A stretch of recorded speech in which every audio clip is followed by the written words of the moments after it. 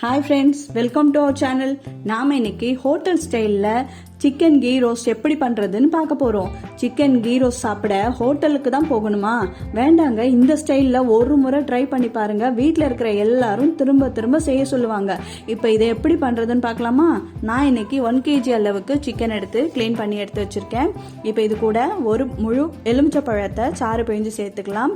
இது கூட 2 ஸ்பூன் அளவுக்கு மிளகாய் தூள், 2 ஸ்பூன் மல்லித்தூள், 1/4 ஸ்பூன் மஞ்சள் தூள், கொஞ்சமாக உப்பு சேர்த்து ஃப்ரெஷ் தயிர் ஒரு 4 ஸ்பூன் அளவுக்கு சேர்த்து சிக்கன் பீசஸை நல்லா கலந்து விட்டுக்கலாம்.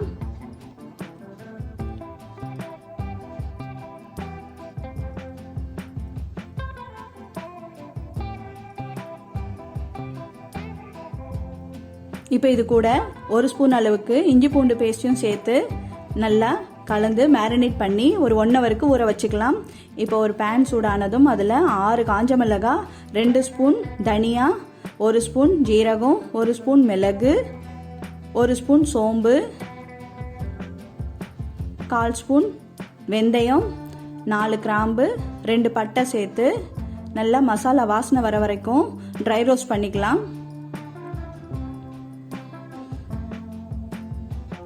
இப்போ இதை ஒரு பிளேட்டில் கொட்டி ஆற வச்சுக்கலாம். ஆறினதுக்கப்புறம் ஒரு மிக்சி ஜாரில் சேர்த்து அரைக்கிறதுக்கு முன்னாடி இது கூட 8லிருந்து 10 பல்லு பூண்டு சேர்த்து கொஞ்சமாக ஊற வச்ச புளி சேர்த்து தண்ணியும் கொஞ்சமாக சேர்த்து அரைச்சி எடுத்து வச்சுக்கலாம். இப்போ அதே பேனில் 2லிருந்து 4 ஸ்பூன் அளவுக்கு நெய் நல்லா நிறைய சேர்த்து மேரினேட் பண்ணி வச்சுருக்க சிக்கனையும் இதில் சேர்த்து நல்லா கலந்து விட்டுக்கலாம். இது சிக்கன் கீ ரோஸ்ட்டுங்க.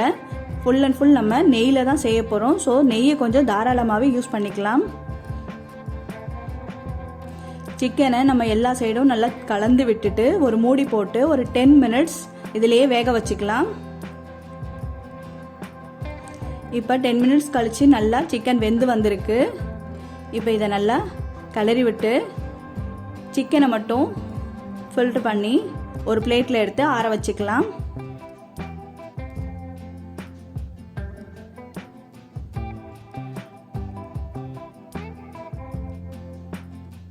இப்போ இந்த நெய்லியே நம்ம அரைச்சி வச்சிருக்கிற மசாலாவை ஃபுல்லாக சேர்த்துடலாம். நல்லா கலந்து விட்டுட்டு இது கூட மிக்சி ஜாரில் இருக்க மீதி இருக்க பேஸ்ட்டையும் கொஞ்சம் தண்ணி சேர்த்து கலந்து இதோட சேர்த்துக்கலாம். இந்த மசாலா பச்சை வாசனை போகிற அளவுக்கு ஒரு 10 மினிட்ஸ் இதை கொதிக்க விடணும். இந்த கிரேவி கொஞ்சம் நல்லா திக்காகி கலர் மாதிரி வரும்.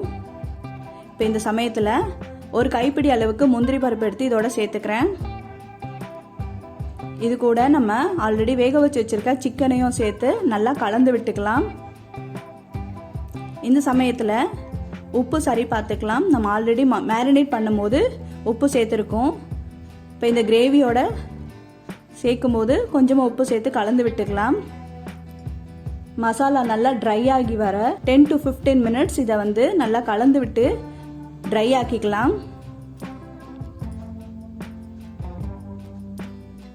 இப்போ இது கொஞ்சம் கொஞ்சமாக சுருண்டு வந்துட்டு இருக்கு.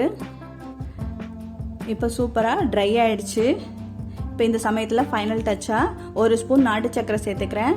வெல்லம் இருந்தாலும் ஓகே, இது டேஸ்ட்டை சூப்பராக என்ஹான்ஸ் பண்ணும். ஸோ அதனால் இதை நம்ம சேர்த்துக்கலாம். இப்போ இது கூட ஒரு கொத்து கருவேப்பிலை சேர்த்து நல்லா கலந்து இறக்கிக்கலாம்.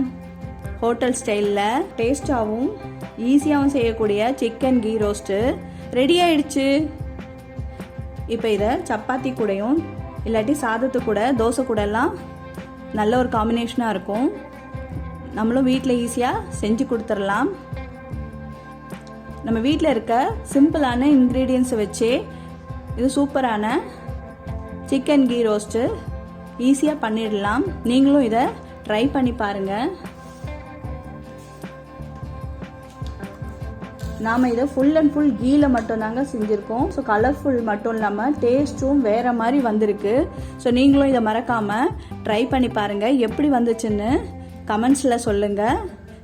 இந்த வீடியோ உங்களுக்கு பிடிச்சிருக்குல்ல, உங்கள் ஃப்ரெண்ட்ஸ் அண்ட் ஃபேமிலிக்கு ஷேர் பண்ணிடுங்க. நம்ம சேனலை மறக்காமல் சப்ஸ்கிரைப் பண்ணிடுங்க. அடுத்த வீடியோவில் பார்க்கலாம். பாய்.